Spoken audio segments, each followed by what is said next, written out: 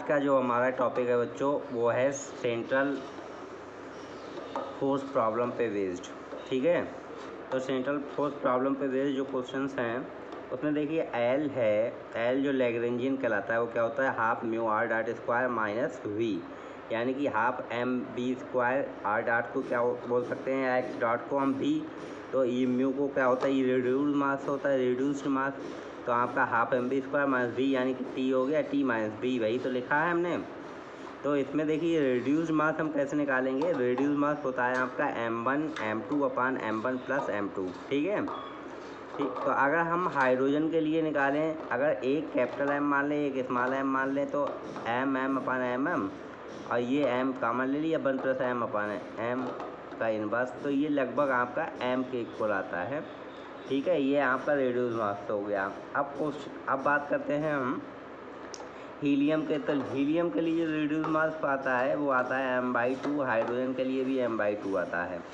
अब बात हम करते हैं, अगर central force and motion in a plane, अगर आपका ये F है ये नेगेटिव है, नेगेटिव मतलब लेस देन 0 है, तो जो फोर्स होगा वो आपका एट्रैक्टिव नेचर का होता है। अगर ये Fr है वो आपका क्या होता है, ऐसे फोर्स जो R पे डिपेंड करते हैं क्या कहलाते हैं, सेंट्रल फोर्स। तो आपका R है, R से ऊपर अगर ये पॉजिटिव है, Fr पॉजिटिव है, that means it is greater than 0, then the force will be repulsive force, repulsive in nature. और जो सेंट्रल फोर्स होते हैं वो कंजर्वेटिव भी होते हैं, ये आपको याद रखना है। ठीक है बच्चों, तो मैंने आपको क्या बताया है, पहले लैग्रेंजियन बताया, लैग्रेंजियन क्या होता है, half mu R dot square mass B, mu क्या आपका रिड्यूस मास, रिड्यूस मास क्या होता है आपका m1 m2 अपान m1 प्लस m2 होता है। और आपका अगर फोर्स में अगर Fr इज़ लेस देन 0 है यानी नेगेटिव है तो आपका एट्रैक्टिव नेचर का फोर्स होगा। अगर रिपल्सिव फोर्स आपको चाहिए तो आपका ये पॉजिटिव होना चाहिए। ठीक है, और जो सेंट्रल फोर्स होते हैं वो ऑलवेज कंजर्वेटिव फोर्स होते हैं। ठीक है, तो ये आप याद रखिए, आगे हम बात करते हैं। अगला देखिए बच्चों, जो क्वेश्चन आया था वो ये आया था कि आपका Fr है वो R2 dot minus R1 dot R2 minus R1, तो फोर्स कैसा है, सेंट्रल है नॉन सेंट्रल फोर्स है। देखिए फोर्स है वो R डॉट पे डिपेंड करता है, अगर डेरिवेटिव पे डिपेंड कर रहा है R डॉट R2 डॉट, तो फोर्स कैसा होगा आपका, नॉन सेंट्रल फोर्स होगा। ठीक है, तो आपका ये क्या हो गया, ये नॉन सेंट्रल फोर्स हो गया, ये क्वेश्चन आया हुआ क्वेश्चन है। आप बात करते हैं हम एरियल वेलोसिटी की। एरियल वेलोसिटी क्या होती है आपकी, dA/dt half R square theta dot, ये होती है आपकी areal velocity, half R square theta dot, और जो होती है आपकी J/2m। ठीक है, तो energy of a particle under motion central remains conserve. ठीक है, एनर्जी कंजर्व रहती है और वो क्या होती है, equal to T plus B. T इसमें क्या होता है, सेंट्रल फोर्स में जो T की वैल्यू लेते हैं हम इतना लेते हैं हमेशा, सेंट्रल फोर्स का कोई भी प्रॉब्लम होगा T का value half m R dot square plus R square theta dot square. ऐसे ही जब हम सेंट्रल फोर्स की लैग्रेंजियन निकालते हैं तो half m R dot square plus R square theta dot square minus B हो जाता है, तो ये एनर्जी होता है प्लस वाला।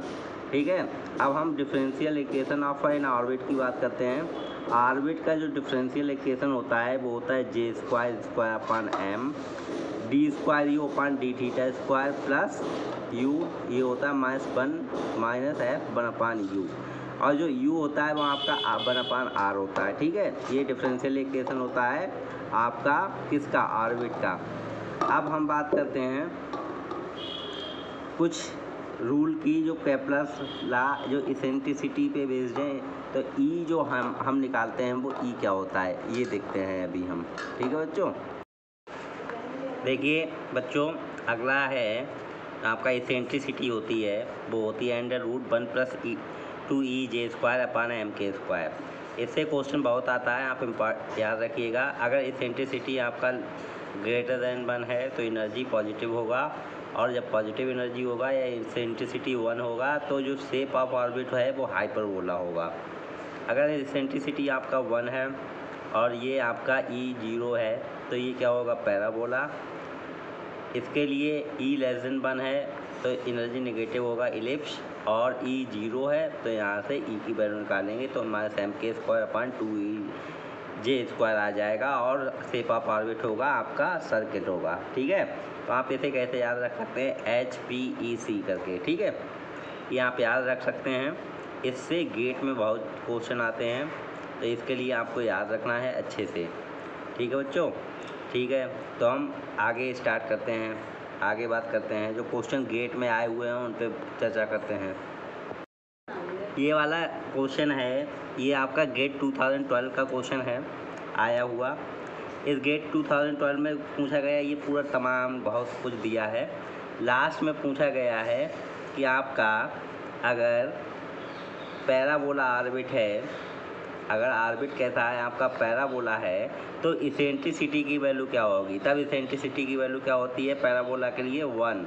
ठीक है, अगला क्वेश्चन है गेट 2012 का ही आया हुआ क्वेश्चन है।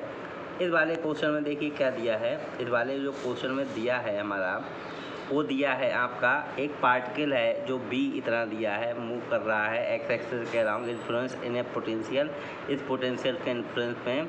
तो आपका अगर स्टेबल इक्विलिब्रियम है तो x=2 पर time period of oscillation of particle पूछ रहा है। तो हम क्या बताते हैं, हमने क्या बताया था आपको कि B अगर हम निकाल लेंगे, इसे सॉल्व कर लिए, जनरलाइज कर लिया, dB/dx, d²B/dx निकाल लिया। ये d²B/dx को हम k कहते हैं, स्प्रिंग कांस्टेंट। ठीक है, तो ये क्या होता है, k=d²B/dx²। तो ये 6x - 8 हो गया यहाँ से। तो आपका x=2 पर बात करते हैं तो 2 रख दिया, 12 - 8 यानी 4 बचा। ये आपका जो आया है x=2 पर 4 आया है। t जो हमारा टाइम पीरियड होता है, यानी कि k हमारा क्या आ गया, 4 आ गया। t टाइम पीरियड होता है तो वो होता है 2π/m/k, 2π/m/k, m/k, m unit mass है, तो यहाँ 1 रख देंगे, 2 से 2 कैंसिल हो जाएगा तो पाई आएगा। तो टाइम पीरियड आपका कितना आया बच्चों, पाई आया।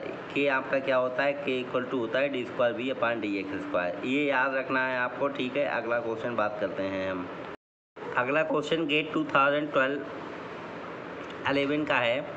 इसमें दिया है एक m मास का, एक m मास 2m मास का, एक कनेक्टेड है, इनका फ्रिक्वेंसी निकालिए। तो फ्रिक्वेंसी मैंने आपको एक वीडियो में बताया था क्या होता है, ω√k m1 + m2/m1 + m2। m है, 2m है, यहाँ पुट करेंगे, पुट करने के बाद ओमेगा आपका निकल आएगा। ठीक है, तो इस तरीके से हम फ्रिक्वेंसी निकाल सकते हैं। हमने क्या रख दिया, ω√k m1 + m2/m1 + m2। ये हमने आपको उस समय भी कहा था स्मॉल ऑसिलेशन में, याद रखिएगा। तो m है और m2 2m है। देन क्या करें, k m1 की जगह m, m2 की जगह 2m रख दिया, m × 2m, तो आपका ये 3k/2m हो गया। ठीक है, तो ये आपका हो गया। अगला क्वेश्चन बात करते हैं हम। ये वाला क्वेश्चन आपका गेट 2014 में आया हुआ क्वेश्चन है। ठीक है, इसमें दिया है कि आपके पास 2 मास हैं, m है, एक 3m है।